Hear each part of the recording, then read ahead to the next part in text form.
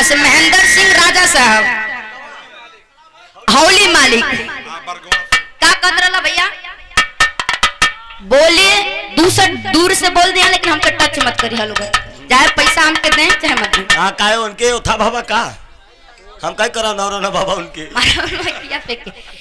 भैया खोपड़ी खुदा के मांगे मांगे के सिंदूरवा देखल जाई ब्रह्मा के सहुरवा रास्ते में जब वो ब्राह्मण भिक्षा मांगे जात रहे रास्तवा में भइल का अरे का भैया भइल का मास्टर तंत्र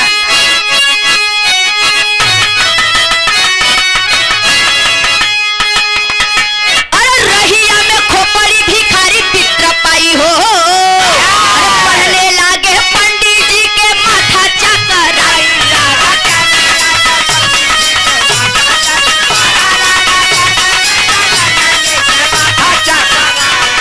पढ़ने लागे ये भैया पढ़ने लागे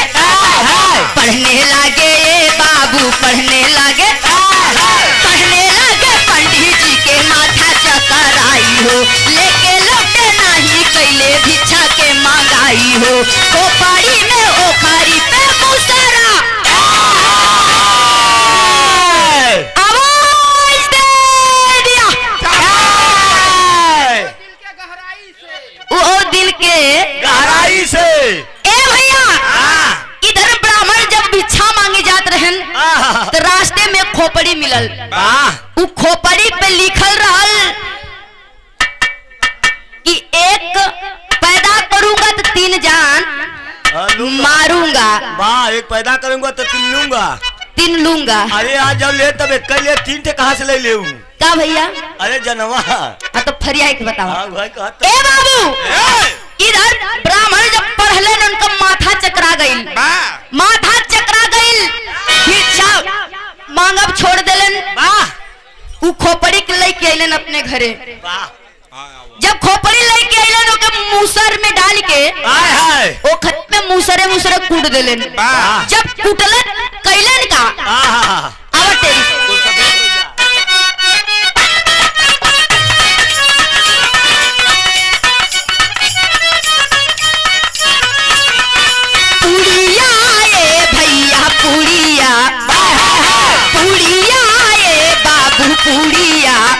पूड़िया बना के धैले जैसे कि कपूरावा देखल जाई ब्रह्मा के सहुरावा ना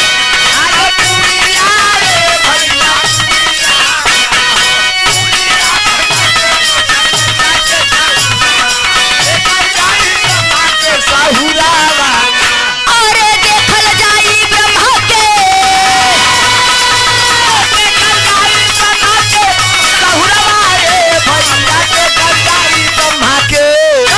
अरे पुड़िया हो भैया पुड़िया हो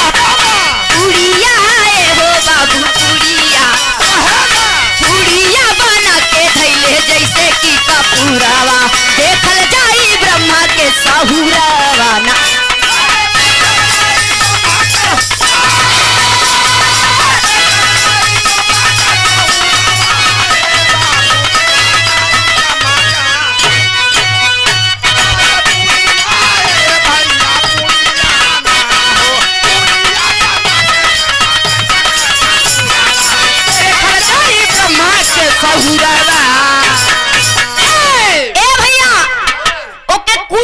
जब चूरन के जैसा बना देलन ओही खोपड़िया का हो अच्छा भैया छोट पुड़िया बांध के जब बांधत रहलन तो उज्जर तो उनको ब्राह्मण के लड़की रहल भाई का मास्टर आओ भाव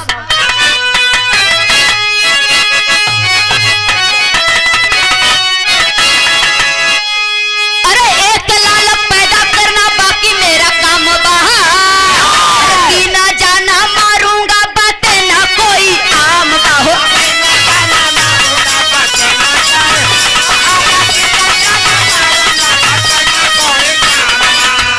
जाना ये भैया 3 जाना ये बाबू 3 जाना मारूंगा बातें ना कोई आम बा नहीं या निहारे बने खोपड़ी के काम बा खुदा के खुदाई कभी भयल ना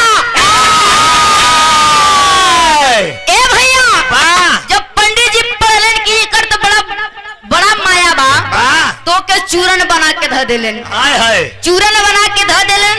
जब वो बांधत रहन पुड़िया, वाह तो ब्राह्मण की एक लड़की रहल पुड़िया।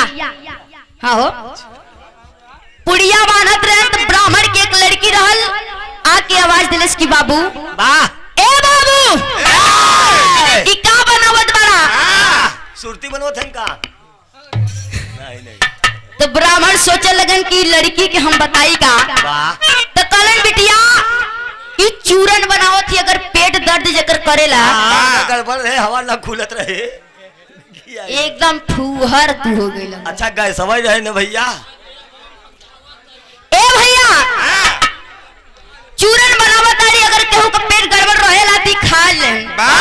पहले एक दिन के बात रहल, हाय हाय ब्राह्मण भिक्षा मांगे जब चल गए तो इधर उनके बिटिया का जवन रहल ओकर पेट थोड़ा सा दर्द उर्द करे लगल। हाँ रसदार खाई ले रही। तो कैलेश का तेरी कलानो भैया एकरे बाते पे ध्यान मत बकचोदा।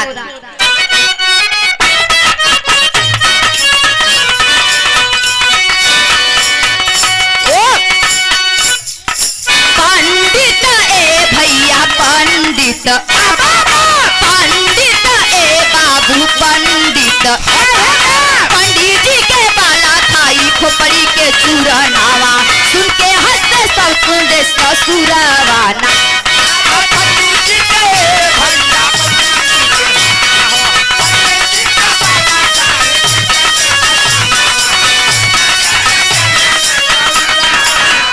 अरे सुन के कहले ब्राह्मणा,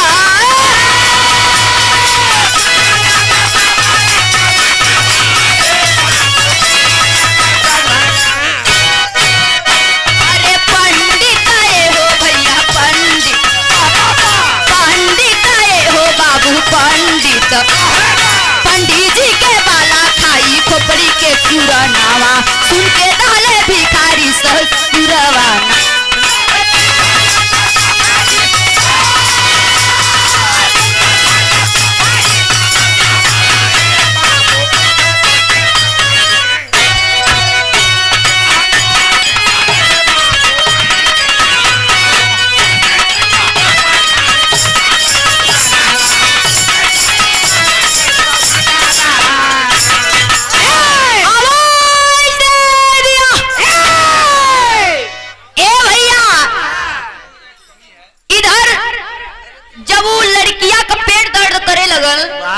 तो के याद आ गई कि बाबू एक चूरन बनौले बाड़े। वाह चलिए कहे रहन कि चूरन जे खाई ओकर पेट दर्द सही हो जाए, सही हो जाए। जा करके बाबू एक पुड़िया को चूरन खा ले से। जब खा ले से हर पंडित जी के पता चलल तो एकदम माथा हवा गुम हो गई। सोचने लगे कि अब का होई, लेकिन इधर होत का बाबू अंतरा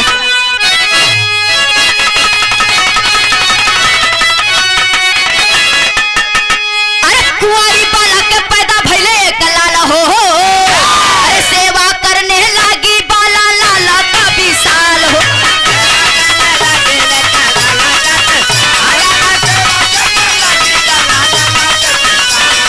सेवा है भैया सेवा, सेवा है बाबू सेवा, सेवा करने लगी बाला लाला का विशाल हो।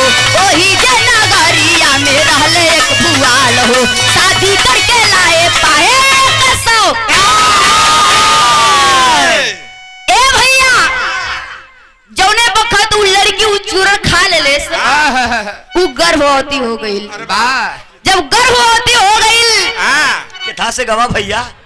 उ चूरनवा खाए से भैया। चूरनवा खाए से? हाँ। अरे ना शहर होता क्या भैया? खुन्नी का भैया सुधर जा। अरे अब सुधरना है, पूछा था उ खोपड़ी में लिखल रहल। अच्छा हम कहीं मोर हो गया काई। ए भैया गर्भवती हो गई। इधर पंडित जी के एकदम दिमाग काम कर बंद हो गई। वाह कैलन का कुछ दिन के बाद एक लड़का पैदा भइल। वाह बड़ा अच्छा सेवा सत्कार करत रहलन। पंडित जी की बिटिया के? हाँ हो। अच्छा भैया पंडित जी के नाती पैदा भइल। वाह तो सेवा सत्कार करते हैं, लेकिन धीरे धीरे ये बात फैले लगल। हाय हाय। वही नगर के एक राजा रहलन, भुआल राजा रहलन, उनकर शादी उनसे पड़ गई उ लड़की से। वाह जब पड़ गई, हाँ तो बिना मेहनत के खेल लड़कियों पाई गए। शादी पड़ गई ना भैया, उ लड़का के लेके ना आइली। शादी कई के जब आइली, गांव जवार में हल्ला हो गई। वाह तो राजा सोचे लगे, का सोचे लगे बाबू तेरी से।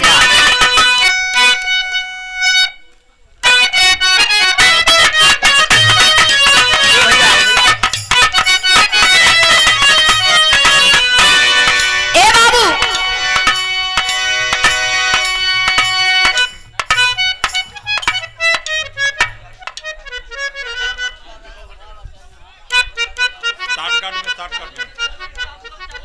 बंद कर दिया जाए का भैया। जब ये बात का हल्ला हो गई, तो राजा कहलन मैं ऐसी कुलच्छनी से शादी नहीं करूंगा। लेकिन कैसे बाबू, तेरी लाइन से कहना बा।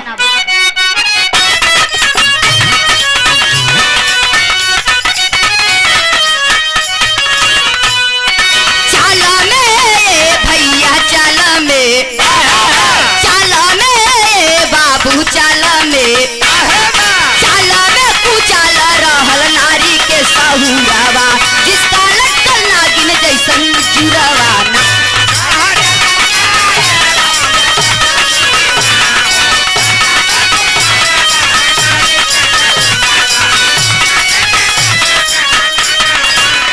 अरे जेकर लटकल नागिन जैसे,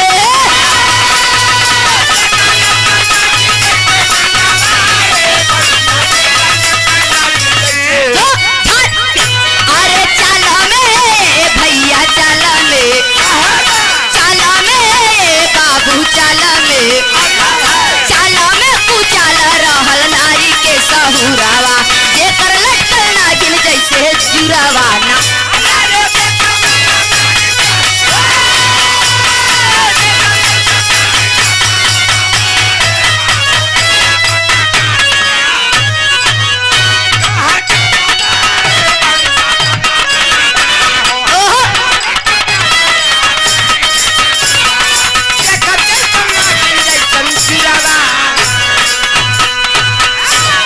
ए बाबू, चाल में कुचाल रहल नारी के सहुरवा, जेकर लटकल नागिन जैसन जुड़वा ना। लेकिन जौने राजा दूसरी लड़की से शादी कैलन, वाह ओकर कहानी सुनल जुगा। भइल काम मास्टर,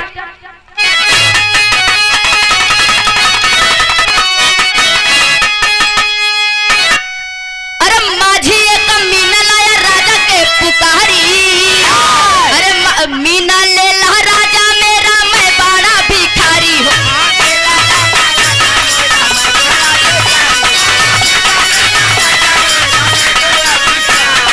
ले लो ए भैया, ले लो, ले लो ए बाबू, ले लो, ले लो राजा मीना मेरा, मैं बड़ा भिखारी हो। मीना की ना राजा दिहलन पानिया में डारी हो, रानी को बुलाए तापा राजा उस। ए भैया, तबले राजा के नगर में एक माझी आयल, जवन की तला समुद्र से एक मछली मार के ले आई। वाह बड़ा सुघर रहल, सोचलस कि ले जाई राजा के दे दी, कुछ पैसा मिल जाई। आया राजा को आवाज दिया कि राजन, ए राजन। राजा आए, बोले क्या बात है, क्यों चिल्ला रहे हो? एक पहना ले है जू। माझी बोला राजन, ये मछली बड़ी प्यारी है, आप इसको ले लीजिए। राजा भी देखलन तो कहलन कि हाँ सुंदर तो है। उस राजा मीन को खरीद लिए। जब मछली को खरीद लिए बाबू, एक नाद रहलो ही नदिया में डाल दिलन, नदिया में डाल दिलन। और जोन मछुआरा रहल, कलेश की राजा 2-4 दिन से हमारे लड़किया खैले ना बाड़े, कुछ पैसा दे दा, कम से कम हम अपने परिवार के भोजन करा सके। राजा पैसा दे दिए, वो लेकर चला गया। वो मछली जवन रहल एक नाद में डाल दिलन, पानी साफ भरवा दिलन, रानी की आवाज दिलन, ये रानी यहाँ देखो कितना सुंदर ये मछली है। जब रानी अलिन तो भइल का डटेरी से